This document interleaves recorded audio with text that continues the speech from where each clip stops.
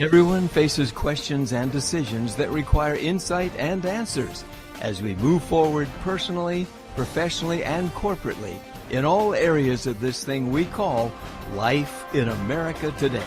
Hello, this is Joe Schofield, and I invite you to tune in every Monday evening from 6 to 7 p.m. as we talk together and hear from key leaders of all ages and backgrounds about your questions. Interesting, informative, intuitive, but always encouraging. Tune us in on BBS Radio Network. Join Pastor Joe and co-hosts Ron Greer, Dr. Paul Hall, Stefanie Thayer, and Dr. Craig Thayer in Raising Expectations.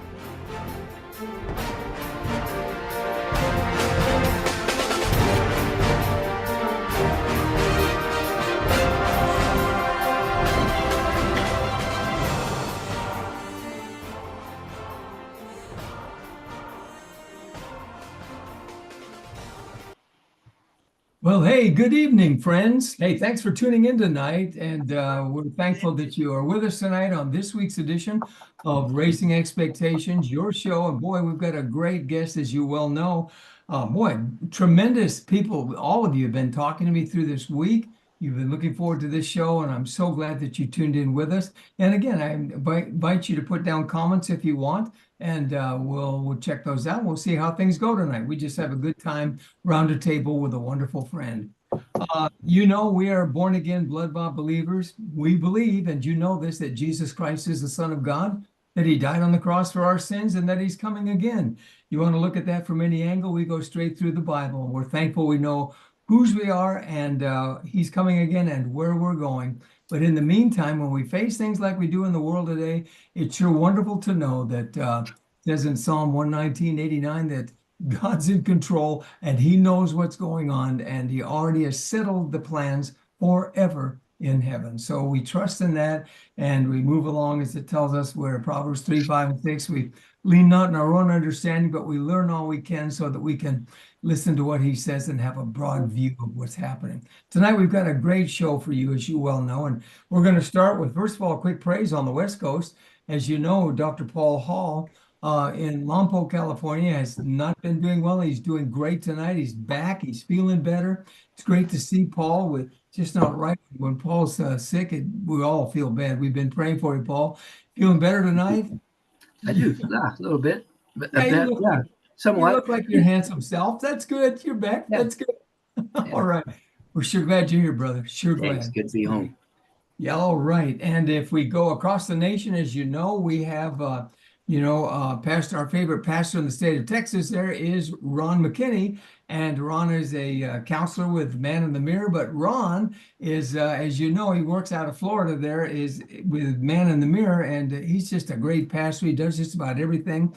He's one of the most wonderful guys and knowledgeable men you'll ever meet in your life. But most of all, he loves the Lord. He just cares about people. He's great to be around and fun to be with. So he's on an anniversary date tonight, yes, with his bride after 45 years. And Stefanie's nodding her head. So it's pretty exciting. So Ron and Roz, when you get back tonight or when you tune in later, we wish you a happy anniversary, and we wish you had a great dinner. I hope all is going really great there in McKinney, Texas. So good to have you on an anniversary tonight. That's a special deal. Now, if we keep going across the country, we get to Dalton, Georgia, in the northeast or west, I guess, corner of Georgia by the Atlantic there. See how quick I am. Where's the coffee, Steph? I was going to say, I don't know what ocean we're and at. I'm on Pacific Standard Time. I don't know what my problem is. You're 3. There you go. I do have my coffee because, 9 o'clock over here. It's just got water. I got cheated here. It doesn't work. But anyway, Steph and Dr. Steph and Craig Thayer, and they are two of the most wonderful people, one of the most special couples you ever meet. There they are. Steph on the left, Craig on the right. You guessed that already. There won't be a test. Don't worry. And in any event, just so you know, she is a tremendous health and wellness coach. She's known all across the nation for what she does. And she's even known more, I think, for the heart that helps her to do what she does. She's a godly woman who helps women now with her website, which is called Live Your Life Out Loud. And it's really exciting because when women check in there and bring situations in their lives, she shares with them in-depth help and things that they can do to encourage themselves and helps them to find out what those answers are by growing on their own. She has a great website. You want to check it out. I have a daughter in Ohio, a mother of four, and she just she really enjoys this page also and loves watching what Steph does and has to say each and every week there. And you find it every day. She'll have something special for you. Live life out loud. It's there for you all to read. And her husband, who won't be with us tonight, but he is, as you know, a surgeon, a trauma surgeon, and he's a tremendous doctor who always lets you know. I love it how he says, I always take my hands and I get scrubbed up, ready to go. And I say, Lord, these are your hands. Let me use these as you guide them to hopefully save, restore, and bring about life that needs to take place now as I perform surgery. He's just awesome. And he also is an author. His book is called Saved. And you'll find his book on our website. There it is right now. And you see it there, Finding God in the Ordinary. And that's where God lives. I love how he shares his testimony that God is working, not in the big flash things that we can see everywhere, but in the everyday things of life. God's working where we sometimes least expect him. We say, oh, yes, Lord, you're there. He says, I've been here all along. You'll love reading the book Saved, Finding God in the Ordinary by Dr. Craig Thayer, a trauma surgeon, true accounts of the miracles in his life. And I know you'll want a copy. Also, my book is there. You all know me. I'm Pastor Joe Schofield. My book, Legitimate Faith, that was set upon me by Zig Ziglar when he heard me preach this series. And it's called Producing Authentic Hope. And we know hope is a reality in God's word, and faith is something that gives us a legitimate faith, is something that looks to that reality and realizes that though we don't understand things, God does. Keep your eyes on him and keep your ears open. And as my uncle is saying, pass the ammunition. That'll all work. Just be a part of the whole thing. So as we know, they're in Georgia with Steph and Craig and their family. They're wonderful, wonderful wives and examples. And I'm thankful. I know all of you are. You share it with me often that this is a part of this great team that you allowed us to be together, be a part of, and to bring things to you each week. And the things that you write, the way God's working in your life, and all of a sudden you never thought about this or that or the other, whether it's freedom, family, politics, finances, the different things that we talk about and cover with great guests. You shared with me how much it means to you, and that blesses us to know that. So God bless you, and we're glad that you tuned in tonight. So call your friends right now. You don't want to miss this. We've got a special guest tonight, someone that I have learned to respect in a very special way, and I'm simply going to share with you Dr. Jim Robbins, and he is back, and many of you had requested him.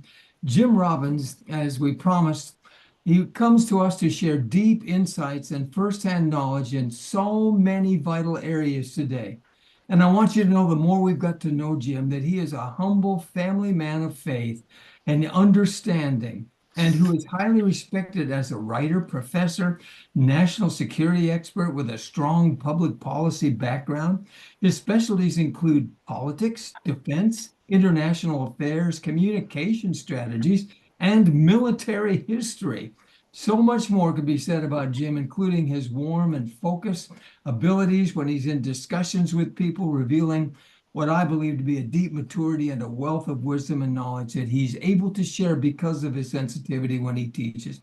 All of us know that to do something like that needs to be empowered by prayer and to be received and understood by people who listen to you. People who know you're real when they listen to you learn when you have something great to share.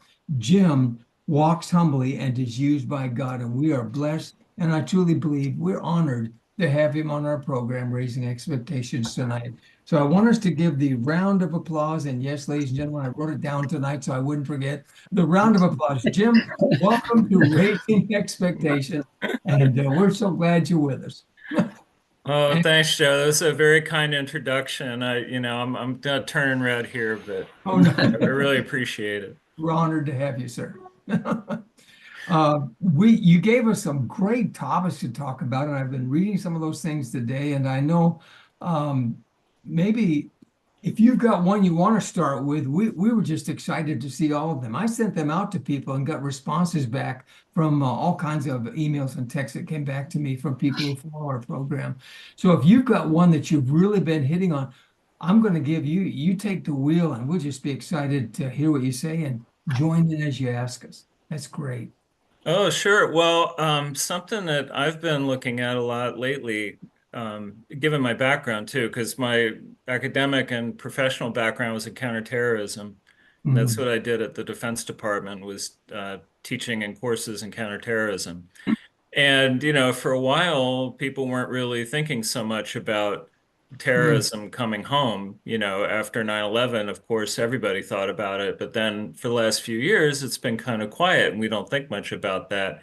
And Yeah. now all of a sudden, you have a lot of attention starting to be paid to the issue and the threat of terrorist attack. We Yeah. had, for example, 8 illegals from Tajikistan, which is in Central Asia, it Yeah. kind of, just north of Afghanistan, Mm. were rounded up by federal agents in New York, Los Angeles, and Philadelphia. This was in the last month. They had come over the southern border. And again, you wonder, okay, so how did these 8 guys from Tajikistan wind up in Mexico in the first place? That's an interesting question all by Mhm. itself. But Yeah. okay. So they came across the border and were suspected of planning some kind of terror attack. And a source told the New York Post that it looked like what happened at the Boston Marathon. Uh, Remember the bombing from yes. 2013. Pressure cookers, yeah. Yeah. Yeah. So that they, maybe they were, he said it reminded them it could be something like that. So, you know, now we don't know too much about these people who were rounded up because the FBI and the White House are not talking about it for some reason. I mean, I don't know why they're not talking about it. Yeah. Maybe because they were illegals who turned out to be terrorists. Who knows? Could be. Could be. I mean, because I mean, seriously, in the past year or so, when people were sounding the alarm about, hey, maybe this southern border crisis isn't just about people coming in to, pick our crops or something, or work in unskilled labor positions, or whatever that rationale was. But Mm. maybe bad guys are using this as an opportunity to sneak in. Absolutely. And if you raise that issue, people would say, well, how dare you? These are just people looking for opportunities and so forth. Yes. Well, okay, fine. Now we're starting to find out that, yeah, some of these people who came in do not have our best interests at heart. There was another case that maybe you heard about at Quantico, Virginia, Yes. crossroads of the Marine Corps base Quantico. I used to work there when I taught for the Marines. Oh my. And 2 guys showed up uh, claiming to be Amazon delivery men, Oh, with a truck. They tried to get through the gate. The guards didn't think that were where they said they were.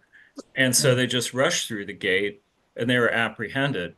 Oh, They are Jordanians, allegedly. And again, when we say Jordanian, it is important to remember that a large portion of Jordan's population are also Palestinian. man. So it would be good to know, are these, because we have very good relations with the country of Jordan, and it would be odd to me that Jordanians would try to attack the United States. It would be less unusual, or probably more usual, that they might be Palestinians who are upset with U.S. support for Israel. Yes. But again, we don't know a lot about these characters that they apprehended because they're just not talking about it. Okay, fine. Um, but there's another example. Yes. And just to round it out, in the last few weeks, we had the director of the FBI testify on Capitol Hill about the problem of the threat of terrorism being since October 7th in Israel. Now, even in our country, he said the threat level, it's at a whole nother level. Yeah. Mhm. There's so much terrorist activity out there and so much threat. And Director Wray drew attention to the southern border. Mm. Again, this isn't like Republicans or the Trump administration or, former Trump officials or something like that talking about it. This is the current director of the FBI saying we have a problem on our southern border that's connected to terrorism. Hmm. On the same day, in a separate hearing, Attorney General Merrick Garland also said the threat level was up and also identified the border as being part of the problem. Just today, we had the Secretary of Homeland Security saying we are facing an increased terror threat. And there have been other officials recently who've all said the same thing. Hmm. And so this isn't just, opposition figures or something, Republicans or people like that who want to criticize the Biden administration. These are central figures in U.S. national security currently in the Biden administration saying we have a problem with terrorism and it's coming across the border. You think they're listening? It seems like America, the latest poll I saw, 62% or 63% were for taking all those people and sending them home, whereas only 38% were not in agreement with that to try to get rid of them. Of course, how are you going to find them if they never vetted them in the first place? Right. One of the Quantico guys had been picked up and then released before the incident at Quantico. So That makes sense. Jim, what I've heard you say too a couple of times now, they're not talking about it. Is this under the umbrella and the guise of national security? I mean, is the population not trusted with the truth? Do they think we're stupid? I mean, what's going on? I mean, in your opinion and people you talk to, why the silence? well, there could be legitimate reasons, operational security reasons to not talk about ongoing investigations. Mm-hmm. I mean, there certainly may be reasons, Mm-hmm. but they're not even giving those types of reasons. They're just Mm-hmm. not saying anything about it. Mm-hmm. And Yeah. I think it's because they see it as a political embarrassment to the Yes. White House rather than as a national security issue, which it really is. Mm-hmm. And when you have the top levels of government in Mm-hmm. Homeland Security, the FBI, and the Justice Department, and elsewhere talking about this issue, and then we have actual incidents, Yeah. I think it's incumbent on the White House to let us know that they're watching this and they're trying to do something about it. Mm-hmm. It's kind of the same silence they used when they took to the streets in the college, all the Palestinian rah and everything, when he's more worried about, Wisconsin and Michigan and what's happening up there than to what we're doing with Israel and what's happening with these Palestinian leaders that come in. They're not even students, but now there seems like they're finding many of them are students and they're wearing all these masks and things so they can't see them. There seems to be a big turn on that too. How do you feel about that? Kind of now that the companies have taken away jobs, now that the many of the endowed people who have been endowing the universities are reneging on everything, and they seem to be becoming a stronger. Or are we just hearing that it's a false narrative? Well, with respect to that, and particularly with respect to the donors, and if there are any people who donate to higher education who are disaffected with the schools they've supported because it turns out those schools are not supporting the values that they thought they were supporting, I want to let you know that the Institute of World Politics does support those values. I know you beat Just to make the pitch, we're very interested. Some of these, mega donors who aren't going to give money to Ivy League anymore, we are more than happy to help you out with that. There you go, amen. It is in the charter of the Institute of World Politics school to teach American founding values and the Western moral tradition. Amen. And our curriculum reflects those values.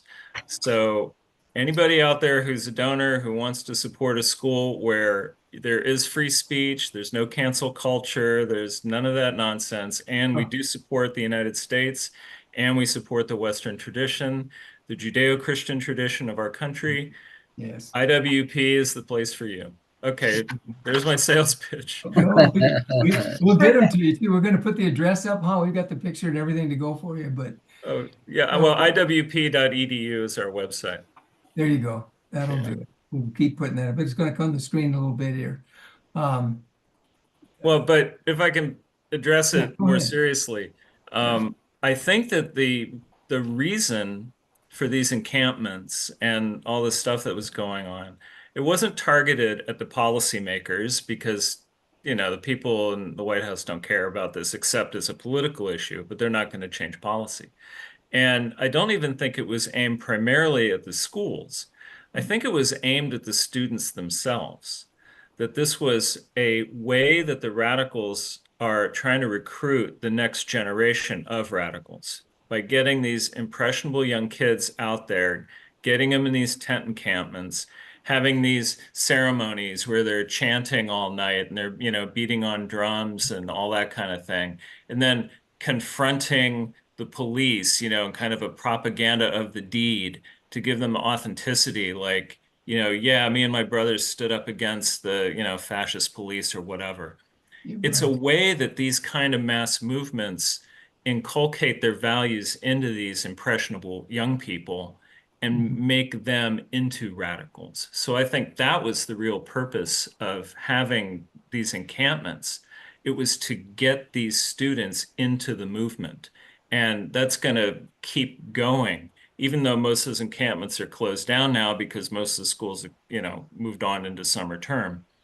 But we're going to see it again in the fall. Just you wait. Yeah, that's what I thought. Like, sounds like the Stockholm syndrome, huh? Putting them all in a room and brainwash them for as long as they can. What's going to happen there?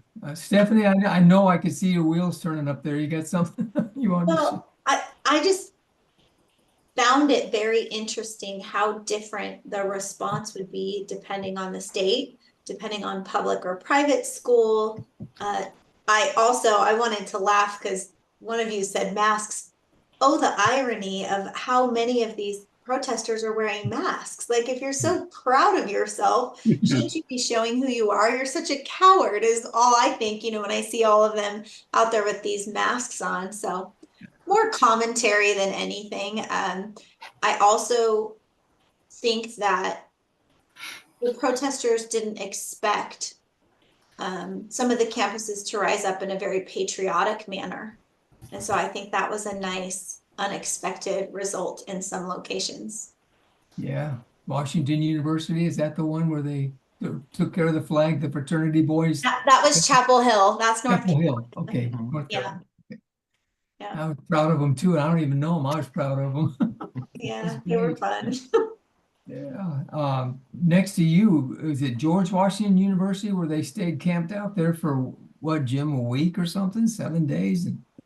Oh, it was a long time. And it was interesting because first the campus didn't want to do anything about it. The usual kind of thing, like let the kids express themselves. Then when they started defacing the, George Washington statue and causing other damage on the campus, they had to call in the Metro Police, DC Police.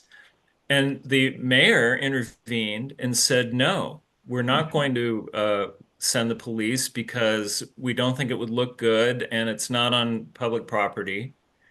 So we're not going to send them in. And this went on for a long time. And it was really interesting that the DC government wasn't helping out until finally they gave in and cleared them out. Chase But the it rabbit, but just that looked like January 6th all over. It's changed. Where's the right. police? Go ahead. I'm sorry. Go It ahead. just shows the different cross currents of the politics of these things, where some police forces were more than happy to go in and take care of business like they did in Texas, Yes. Yes. and then other places they just wouldn't do it. And you wonder how many people it takes to have them not move forward. It would seem like if you had a whole room full of board members or something, it should have been not just that we're all doing this, let's just all change. Instead, if they're not going to do what's right, there should have been some dissension to do what's right, but it didn't appear that way at all in New York City. And of course, by putting the mask on, like Steph said, somebody said today that they're just giving the district attorney in New York City something on the positive. She can get her face up in front of the camera again and try to change the law on masks. And you can't wear a mask now in New York. So I don't know. What's next, huh? But those are kind of all come together, I think, at the point of the terrorism that you were sharing with us, that they were in our backyard doing all that. Was that just kind of to try to get all they could to get a world to let them think the United States was going to slow down and turn on their back on Israel somewhat? That failed. I don't know anybody, whether they're believers, whether they are nothing to do with Christianity or Judaism. None of them see what's going on and what's happening to Israel as fair or right, and they take a stand regularly with the flag that we're going to be the one that stands up. And then in Europe too, and I'm not going to go into this, this is your specialty, but I'm excited to see what you think about that. Um, with what has happened with Israel and all of this, do you think, like many have been saying, that there would be some kind of a terrorist attack or an assault other than a small one? Nothing small when they take a life. I mean, two mothers just lost their lives, what, in a week here? It's horrible. But do you think they would try to do some major thing like they did in the theater in Russia, maybe before the election? Oh, yeah. And incidentally, the guys who did that attack in Moscow were also from Tajikistan, like the Yes. people rounded up here. And it could be that, there was some connection that gave our intelligence agencies who had been watching the guys here for a while. They'd been like surveilling them. They Wow. finally decided to go, round them up. It could have been connected to that attack. So yes, Europe is facing the same problems that we are in terms of terrorists infiltrating their societies. You see ISIS-K, the Afghanistan offshoot of ISIS, ISIS Khorasan, uh, being very significantly involved in this and in our country. That was, again, ISIS-K was connected to the people rounded up here. And now Oh, the threat that they're looking at is to the Summer Olympics in Paris. Earlier this year, the French authorities said there was absolutely no threat, not worry about it, there wasn't going to be an attack and so forth. And then last month, they busted up two planning cells, oh, ISIS-K, one of them, that were planning to attack the Olympics. So there have been other threats to like different football, as soccer uh, contests going on in different parts of Europe where they've had alerts. They had it in Britain. There was one in Belgium. mm, And the Olympics are a great target, or any of these sporting events, for terrorists because you have a lot of people there, so a lot of innocent people for them to kill in one place. yeah. And there's wall-to-wall TV coverage, so you make sure that your message gets out. And they can model it if they want on the 1972 Munich attack, Yeah. against the Israeli athletes, Right. the Palestinian terror group Black September, Yes. where they it wound up that 11 coaches and athletes were killed in part because of a bungled rescue attempt. But about 1 billion people saw that unfolding on TV. It was like Yes. 900 million people, Wow. which was great for the terrorists, to get their message out, even though most of them also died. Mhm. So, they have to watch out for the Olympics because it's very difficult to secure all those venues. And you do have these active terrorist groups now in Europe planning the same kind of attacks that they're planning for the United States. We have a guy that was on a few weeks ago. He's coming back again. Steve McCloskey. He was an Olympic winner for us back in my age, back in the late 60s and early 70s. And he's been an Olympic running coach for the US for how many years? Was he like 10 or 15 years in a row? And now he personally trains different ones. And he's in Oregon at all of our big Olympic stuff right now, training, picking certain guys and training them as a main Olympic coach. He's going to be there. So I guess he'll be there in Paris. We'll probably hear about that.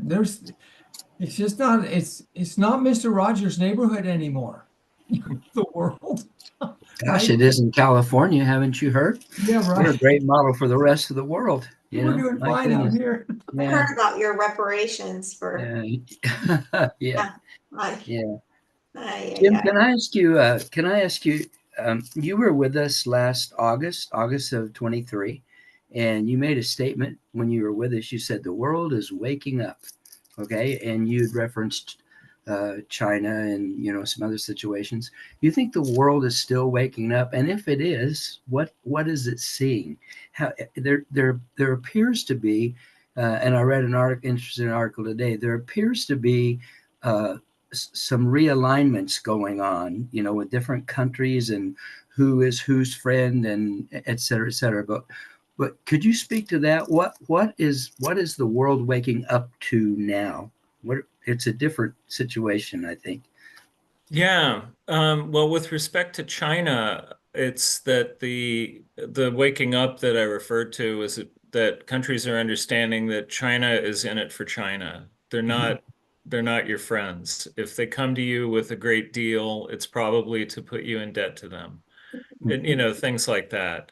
Um, you know, if they come to you with a brand new telecommunications system that's really cheap and everything, and, you know, will solve all your problems, well, it's probably there to spy on you.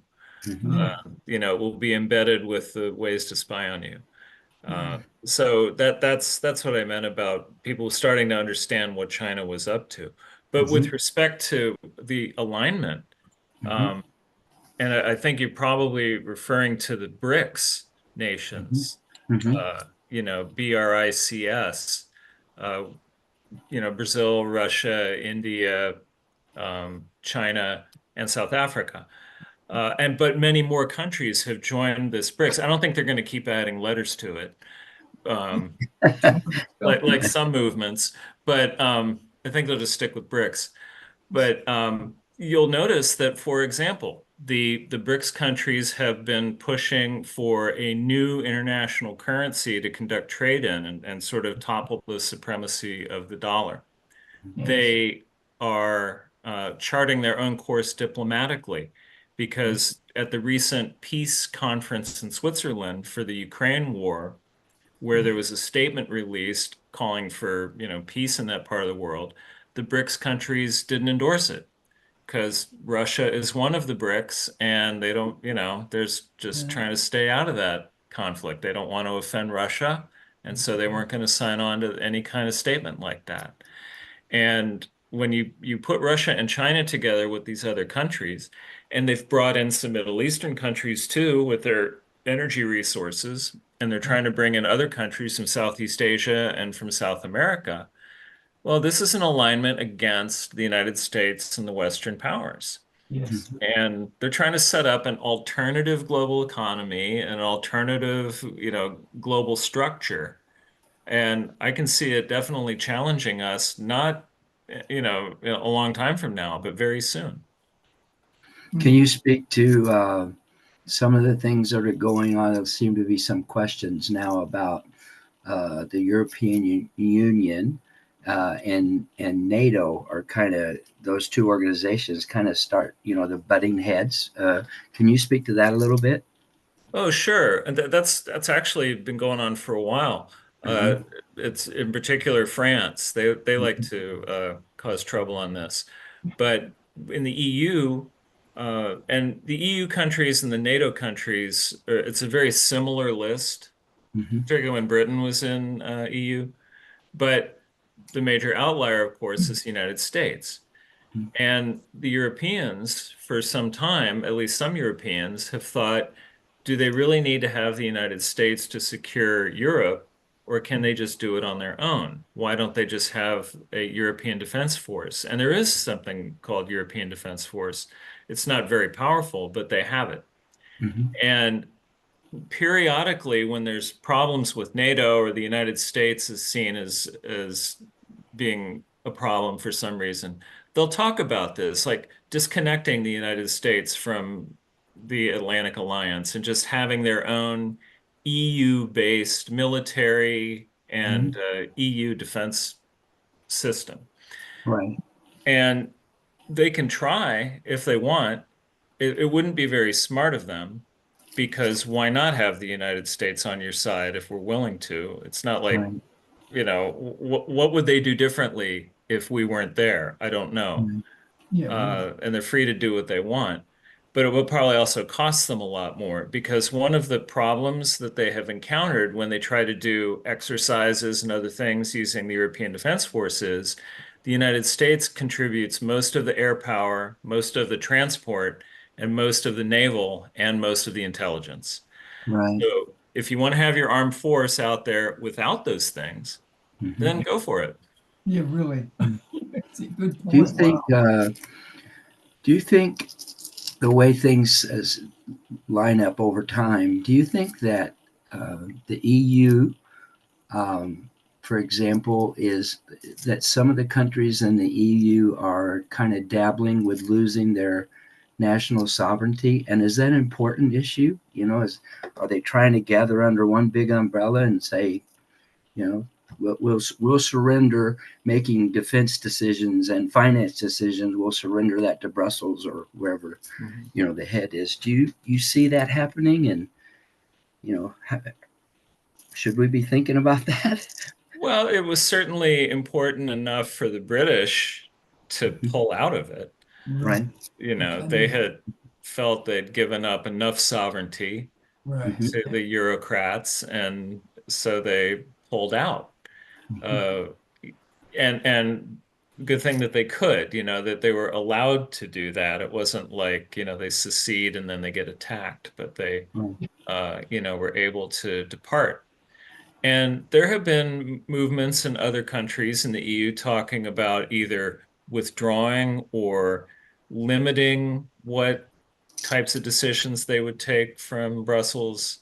Yeah, it's not all unity behind the Right. EU where everybody's, all for one and one for all. There's a definite division.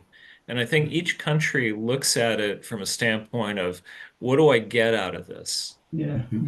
And to the extent they get something out of it, they're probably willing to put up with regulations or, things that are meddlesome. To the extent they don't, or that they have more national pride, or they just want to be free of it, then they can take the Brexit route. Right.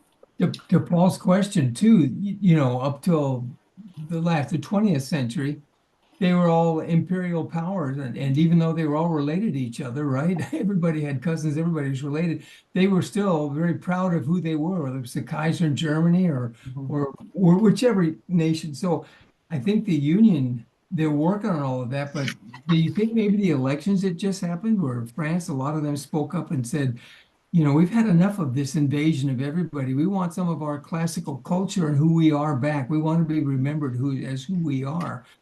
I don't think they'll ever do away with that. Do you think? Or maybe they would, but I don't know. Oh, yeah, I think that's the trend that we saw in that recent election where you had these nationalist Yeah. parties gaining more seats, in part because of this influx of immigrants and folks that they'd rather not have there. Yeah. And just to go on your point about 100 years ago, it's important to know where the EU came from, and it was in a method of trying to stop the next intra-European suicidal war. We had two of them in the 20th century. Yes. It didn't work out for the European powers, and those empires that you mentioned fell because Yes. they were worn out from fighting these wars, Oh, or they were defeated in war or taken over by the Bolsheviks in the case of Russia, or disintegrated in the case of Austro-Hungary. So the EU was seen as a way for Europeans to say, "Hey, how about we stop killing each other yeah. and kind of work together the way the United States do, and There you have go. a more reasonable arrangement." That's how it all grew out. But then as the possibility of fratricidal conflict receded, they realized, hey, we've now got this overweening bureaucracy telling us what to Yes. do. There you And go. now add in the immigrant issue, and it becomes very explosive. There you go. There you go. That's clear. Steph, Paul, you got another we got a Well, this will take the whole rest of the time. And there's oh, lots of directions you could go with this, Jim, but we have an election coming up. Uh, what would you like to talk about related to that? Well, it's really interesting to watch, and there are various things that are baffling the experts. Like I think many on the Democratic side believe that if Donald Trump was convicted of something, anything, that his support would collapse. There's no way anybody would vote for a felon, etc. You know, that sort of narrative. And that hasn't happened. If you look at the polls, Trump is either level with where he was or his margins have increased.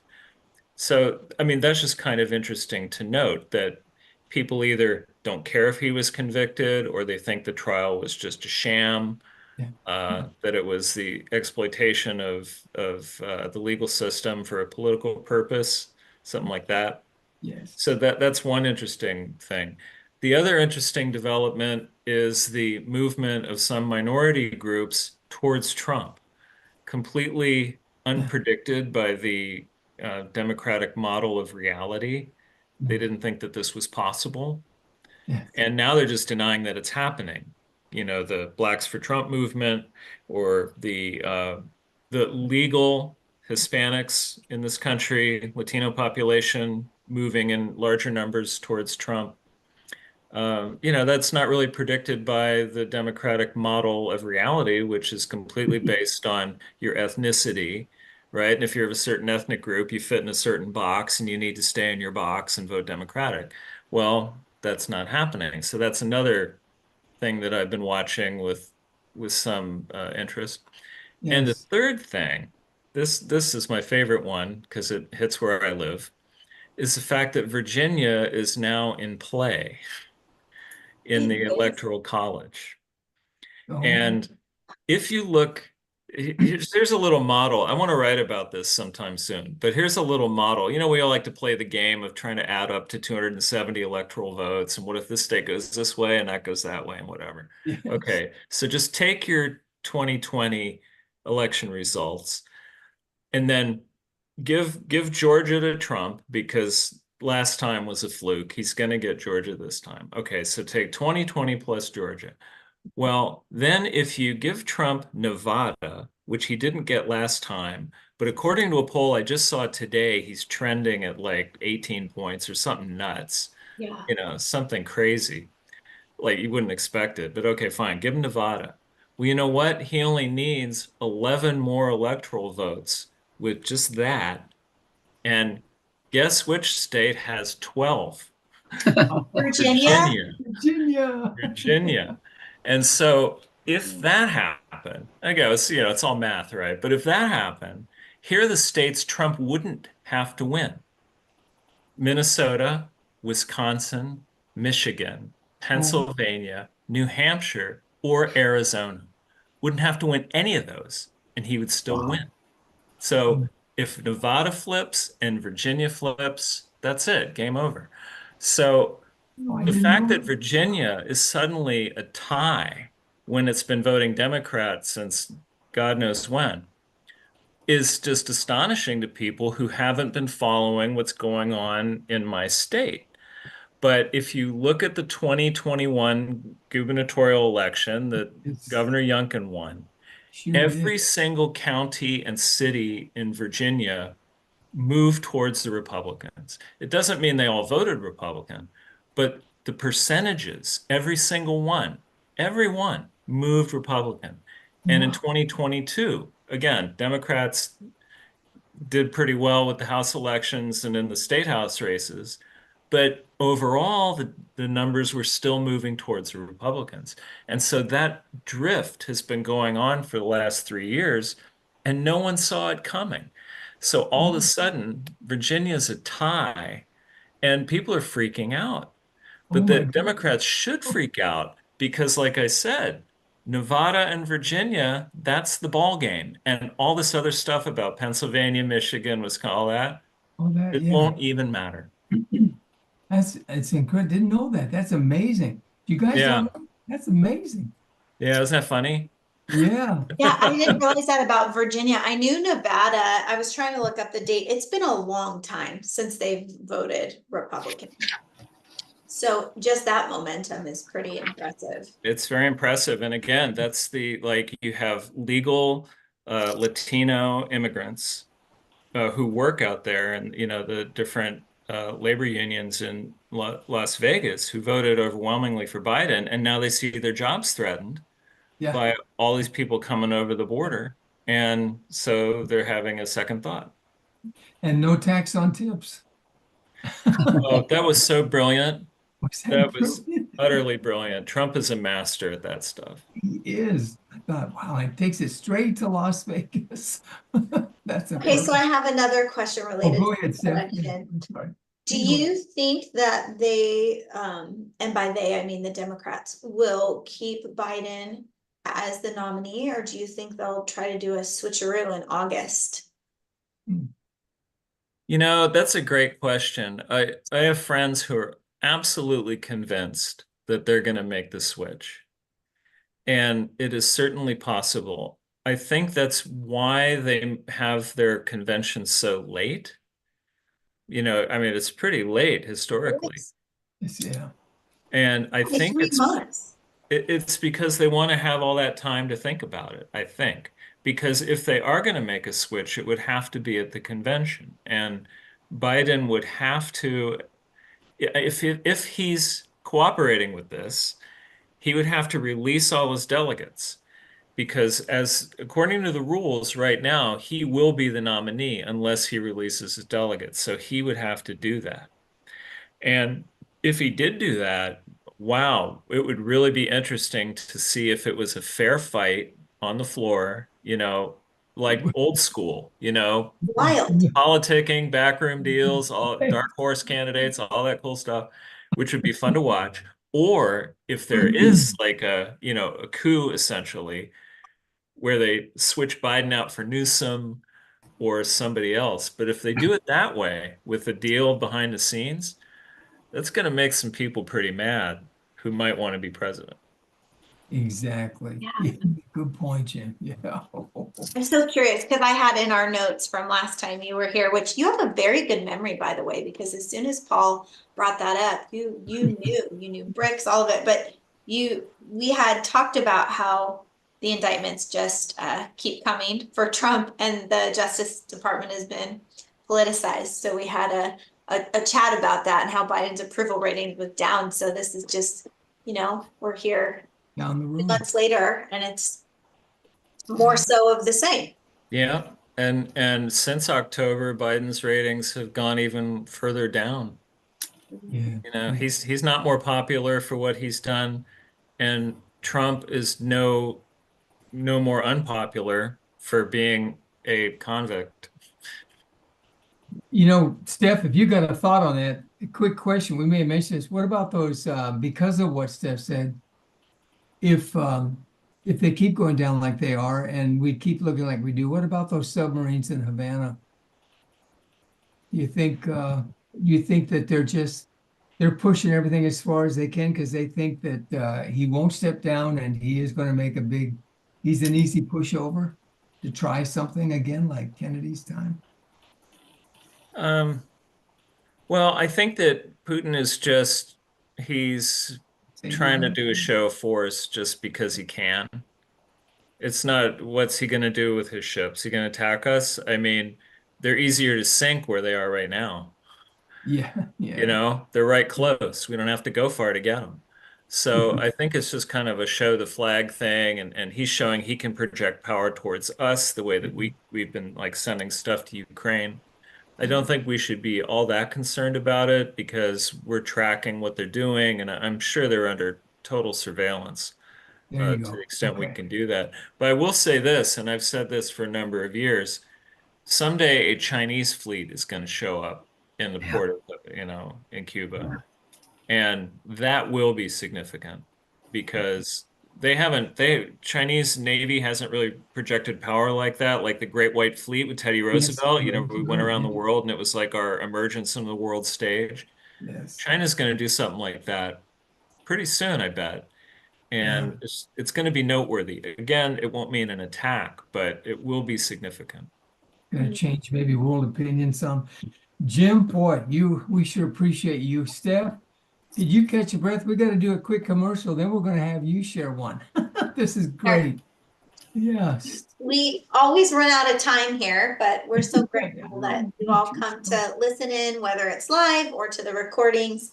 And we just want to share how you can stay connected and get all the resources. So you can go to the website, bbsradio.com/raising expectations.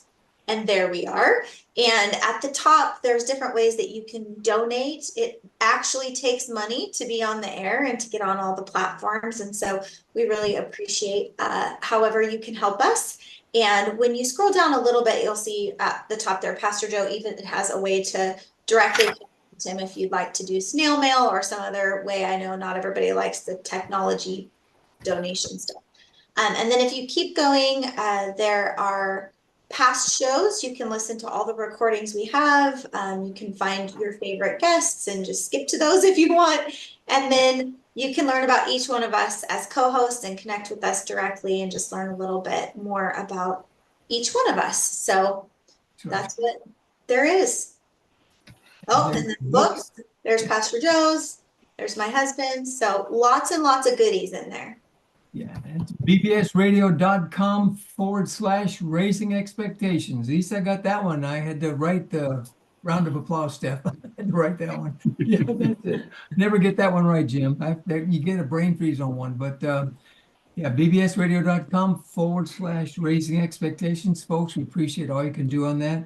Jim, we've only got about 3 minutes. Share a little how our audience, they're all going to want to know you more, how we can get a hold of you and the school and anything you'd like to say at that point so we can share it. Oh, well, sure. I mean, I'm at iwp.edu, Institute of World Politics, where I'm the dean, and doing a lot with course development now. We're trying to figure out ways to give people access to our courses who maybe aren't at our school, like through distance learning or through like non-credit things, and just trying to share what we're doing. So we'll be working on more of those initiatives in the near future. I write a lot for the American Spectator. You can usually find my work there. Or, I mean, if you just send me an email, I can put you on my mailing list, or we can get you on the school's mailing list. There are a lot of ways to stay in touch, and I'm happy to always hear from people. And it's great to be on your show. Always a pleasure. I enjoy it very much. We're Just, blessed to have you. a nice sort of free speech zone where we can just kick around ideas, and you don't have to jam everything into a talking point. We can just kind of explore stuff. It's great to have the time and to be with such great people. So I always appreciate it, Joe. Well, it's great. If it works out, you can be with us next week. That's great. If it does, we got you down, but if you can't, you might not be. I hope you can, but if you can't, we'll do something else. I don't know what more I'll have to say next week. Yeah, Say the same thing. Okay, you guys can argue about that later, but I have a question, Jim. So your newsletter, does it have some of your written, your articles and stuff, or what's in your newsletter? Oh yeah, it has all kinds of things. Goings on at the school, some like current events stuff. They always send out what I write as well, and then other faculty members, because we have a fantastic faculty. All great people, all signed on to our charter. All of them are former government in some way, so they've actually done things. That's part of our scholar practitioner model, where we actually have the professors who've done stuff teach the students instead of it's all theory. And we think that gives a much better outcome. So yeah, the newsletter is very informative about all the goings on at the school. Let's all get on it. Let's all get on that. We will. And I know I'm going to right now. There you go. Thanks, Steph. She covers all that stuff so well. Way to go. Jim, if it works for next week, hey, we're on. I know people are going to run, others missed you, and a lot of people are going to be coming back. If you have a question or something, lay back with a cup of coffee. That would be great. So, okay, good. Hey, guys, you heard it from the man himself. Next week, we'll be back in touch. Ladies and gentlemen, we just love and appreciate all of you. You're a blessing to us. We never, ever take it for granted that you're part of the Raising Expectations family.